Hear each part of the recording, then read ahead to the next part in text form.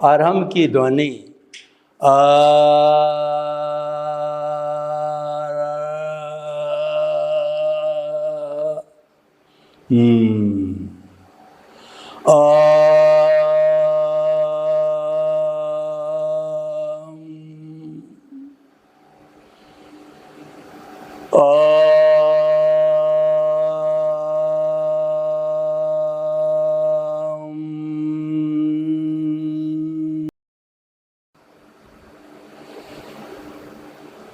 ओम की ध्वनि ओ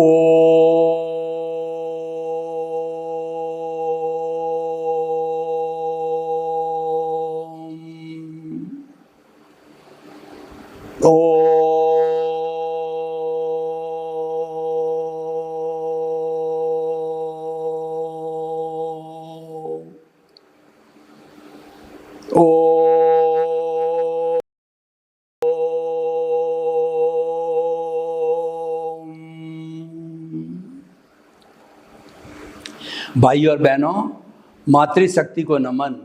आज का हमारा अति सुंदर विषय कायोत्सर्ग अंतर यात्रा।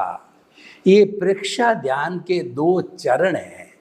प्रेक्षा ध्यान का अर्थ होता है, प्रेक्षा का अर्थ देखना। कैसे देखना? खुली आंख से देखो या बंद आंख से देखो, द्वेष रहित होकर देखना। और ध्यान का अर्थ है गहरे में जाकर एक बिंदु पर केंद्रित होना। ध्यान इधर उधर नहीं जाए, आपके विचार इधर उधर नहीं जाए। तो प्रेक्षा ध्यान के कुल 8 चरण हैं, जो कि हमें राग द्वेष मुक्त होकर देखने के अंदर सहयोगी बनते हैं। पहला चरण है कायोत्सर्ग। पहले मैं पूरा परिभाषित करूंगा, फिर प्रयोग कराऊंगा और उसके लाभ बताऊंगा। कायोत्सर्ग का अर्थ होता है शरीर का उत्सर्ग करना।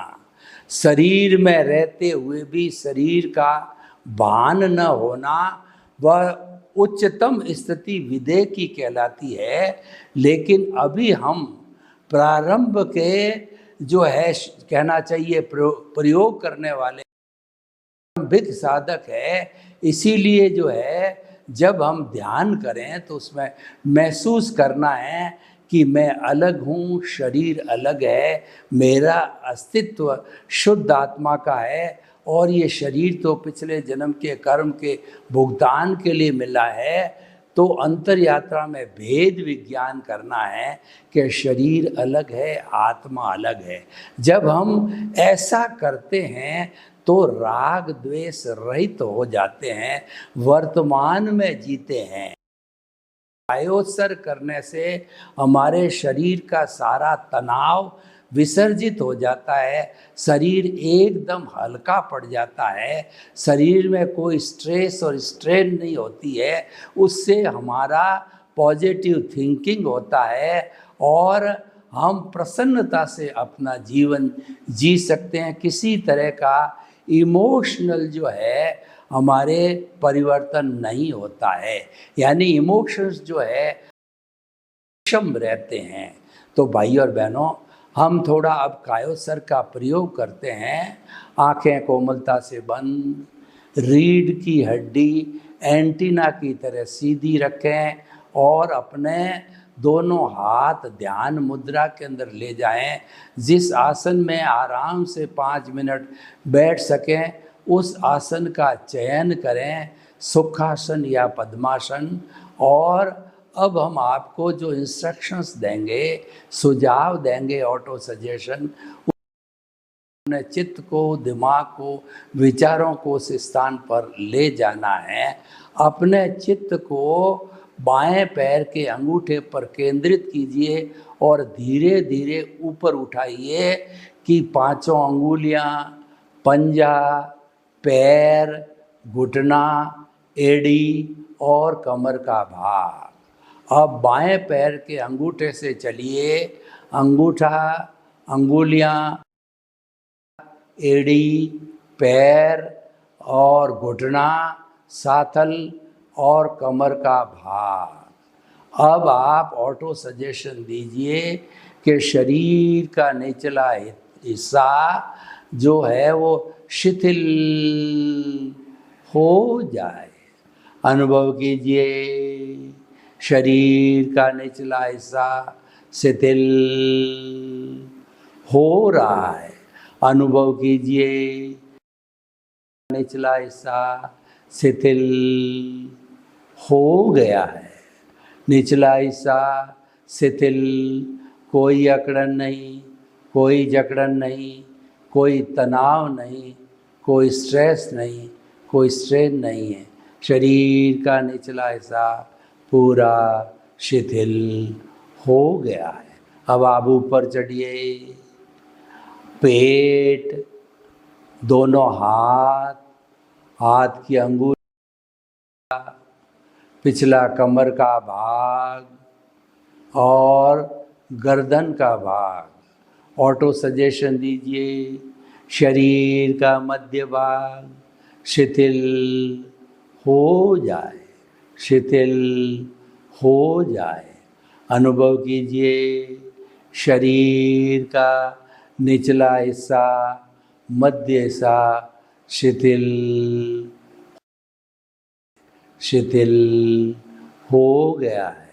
कोई अकड़न नहीं, कोई जकड़न नहीं, कोई तनाव नहीं, कोई स्ट्रेस नहीं, कोई स्ट्रेन नहीं। शरीर का निचला और मध्य का भाग शिथिल हो गया है। शरीर का उपला ऊपर वाला हिस्सा, गर्दन, खोपड़ी, ललाट, दोनों कान, नाक, मुंह, जीभ, तालू, कंठकूप। आप सुझाव दीजिए शरीर का ऊपरी हिस्सा शिथिल हो जाए। अनुभव कीजिए शिथिल हो रहा है। अनुभव कीजिए शिथिल हो गया। पूरा शरीर शिथिल शिथिल हो गया है। कोई तनाव नहीं, कोई स्ट्रेस नहीं, कोई स्ट्रेन नहीं, कोई अकड़न नहीं, कोई जकड़न नहीं, कोई दुख नहीं। चारों तरफ आनंद आनंद आनंद की अनुभूति हो रही है। पूरा शरीर शिथिल। अनुभव कीजिए शरीर इतना है कि मेरे स्थान से 1 फुट ऊपर उठ रहा है। अपने स्थान से शरीर 1 फुट ऊपर उठ रहा है। पूरा शरीर शिथिल, पूरा शरीर शिथिल। अब मैं 1 मिनट के लिए विश्राम लेता हूँ। ये प्रोसेस कीजिए।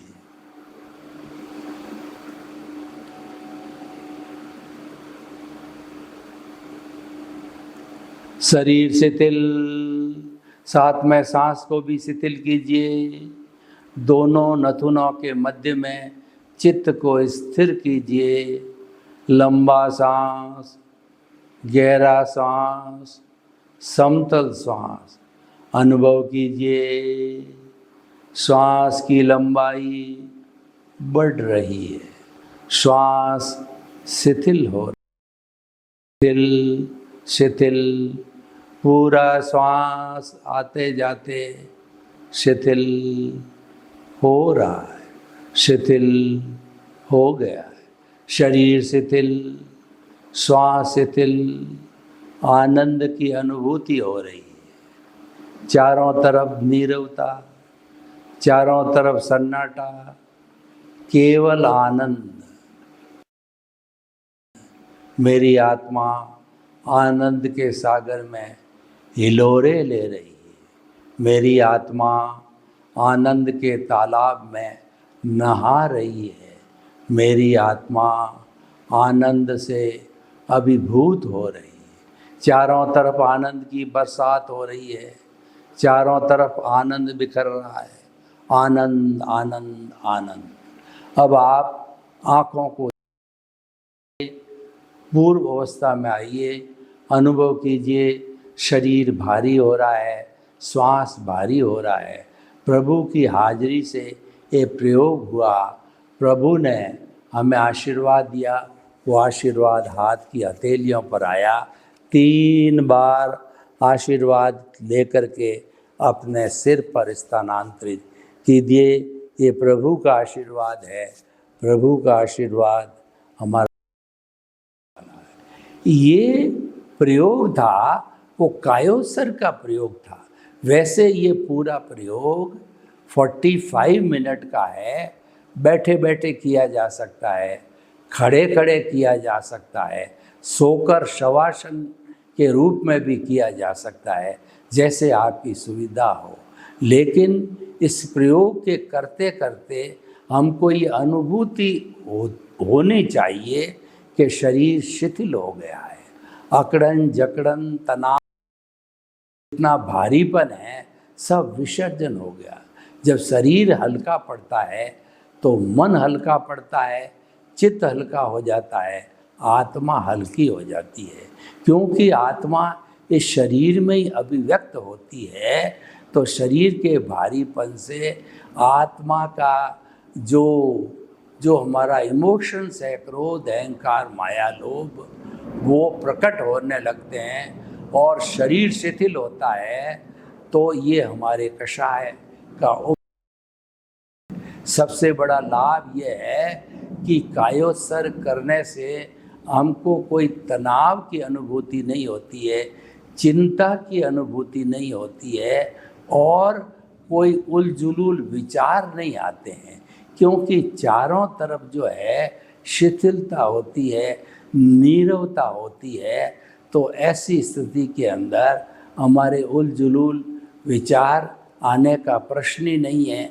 उलझुल जब शरीर भारी पड़ता है, जब शरीर तनाव युक्त होता है, स्ट्रेस स्ट्रेन से भर जाता है, तब हमारे कषाय जो है उनकी उत्पत्ति होती है और कषाय जो है हमारे प्रदर्शित होते हैं और शरीर हल्का हो जाता है, तो कषायों को प्रदर्शित होने का स्थान नहीं मिलता है।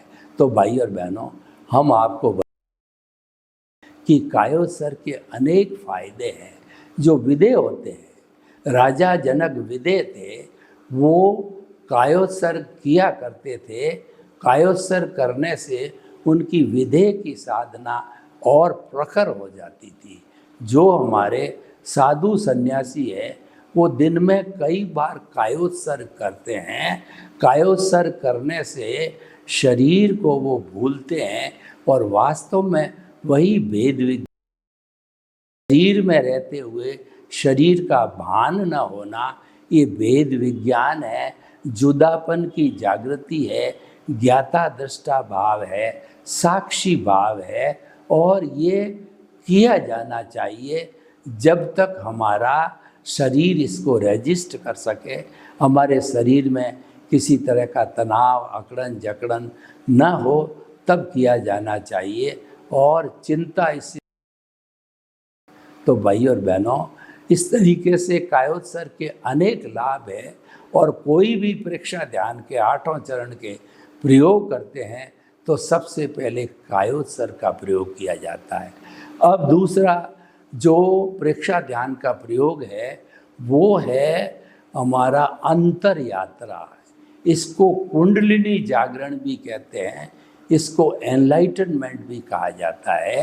क्योंकि हमारी जितनी एनर्जी जो वेस्ट होने को जाती है, जिसका स्खलन होता है, उसका स्खलन रोक करके उसको सहस्त्रसार में ट्रांसफ़र कर दिया जाता है।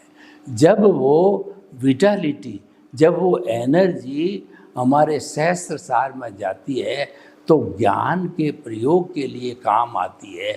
और आत्मा ही ज्ञान है, ज्ञान ही आत्मा है। उपयोग लक्षणों जीव, आत्मा का जो लक्षण है वो उपयोग है, उपयोग को कहते हैं ज्ञान दर्शन। यानी आत्मा जो है दर्शन वाली है, वो सच्चिदानंद है, वो सत्य का अर्थ मतलब वो अविनाशी है। चित्त का अर्थ होता है वो ज्ञान दर्शन वाली है और आनंद इसकी अनुभूति है। तो हमारा ज्ञान दर्शन पुष्ट होता है जब हम कुंडलिनी जागरण करते हैं, और ज्ञान दर्शन पुष्ट होते होते डिग्री पर चला जाता है तो ऐसे साधक को केवल दर्शन हो जाता है, जो कि अंतिम रियल पुरुषार्थ है। उसके बाद कोई पुरुषार्थ होता ही नहीं है, और नेक्स्ट बर्थ के अंदर वही केवल दर्शन है, केवल ज्ञान के रूप में प्रकट होकर के ऐसा जीव सिद्ध बुद्ध और मुक्त हो जाता है। तो भाई और बहनों, कुंडलिनी जागरण हमारी साधना की प्रथम, और ये साधक को अगर सही तरीके से जाना जाए, किया जाए, तो ये साधक को अंतिम पुरुषार्थ तक ले जाती है। कुंडलिनी जागरण करने के लिए अब हम थोड़ा प्रयोग करते हैं। आंखें कोमलता से बंद, रीढ़ की हड्डी एंटीना की तरह सीधी, और आप उस आसन में बैठ जाइए।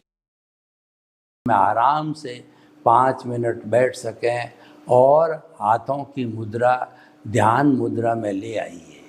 कुंडलिनी जागरण कहिए या अंतर यात्रा करिए, वो करने के लिए अपने चित्त को रीढ़ की हड्डी का निचला भाग है जो स्वास्थ्य केंद्र कहलाता है, उस भाग पर स्थिर कीजिए और देखिए कि स्वास्थ्य का जो है हमारा जो उस केंद्र के नीचे विटालिटी शक्ति का तालाब लहरा रहा है, पूरा समुंदर लहरा रहा है, वहाँ शक्ति भरी पड़ी है। वो शक्ति आम व्यक्ति पशु पक्षी जो है काम, भोग, सेक्सुअल और नकारात्मक सोच और इत्यादि चीज़ों के अंदर गंवा देते हैं, और मानव जीवन का जो अति उत्तम उपयोग है वो नहीं कर पाते। साधक लोग इस जो है विटालिटी को, इस शक्ति को ऊपर उठाते हैं। देखिए, अपने गुदा को दबाइए। जिस तरीके से जो ब्लड प्रेशर नापने का जो ब्लेडर होता है, उसी तरह से गुदा को दबाइए, और दबाने के साथ साथ में जो नीचे शक्ति भरी पड़ी है उसको उठाइए। हमारी रीढ़ की हड्डी के अंदर एक जो है सुषुम्ना जो है, उसके अंदर एक ब्लैक कलर का जो है धागा होता है, तो उस धागे के अंदर ये एनर्जी चली गई। जिस तरीके से ब्लेडर को दबाने से पारा ऊपर चढ़ता है, ठीक स्पाइनल कॉर्ड बोलते हैं इसको, स्पाइन के अंदर जो है ऊपर जा रही है, सांस के भरने के साथ ऊपर जा रही है, और इसको सहस्त्रसार में छोड़ दीजिए। अब सांस के सिकुड़ने के साथ में वापस उसी स्पाइनल कॉर्ड से नीचे आकर के शक्ति केंद्र पर आइए। तो आप उस शक्ति को उठाइए, गुदा को दबाते हुए अनुभव कीजिए स्पाइनल कॉर्ड से शक्ति जा रही है, उसको सहस्त्रसार में छोड़ दीजिए, वापस उसी रस्सी से नीचे आइए, एनर्जी को उठाइए कि वो एनर्जी स्पाइनल कॉर्ड से सहस्त्रसार में खाली हो रही है।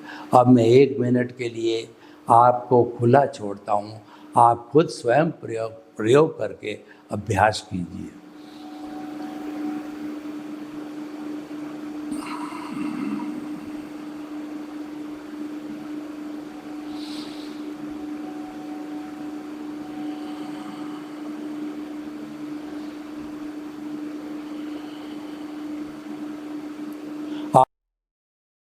प्रकार धीरे धीरे जो नीचे तालाब की एनर्जी है वो स्पाइनल कॉर्ड से ऊपर उठते उठते सहस्त्रसार में इकट्ठी हो गई।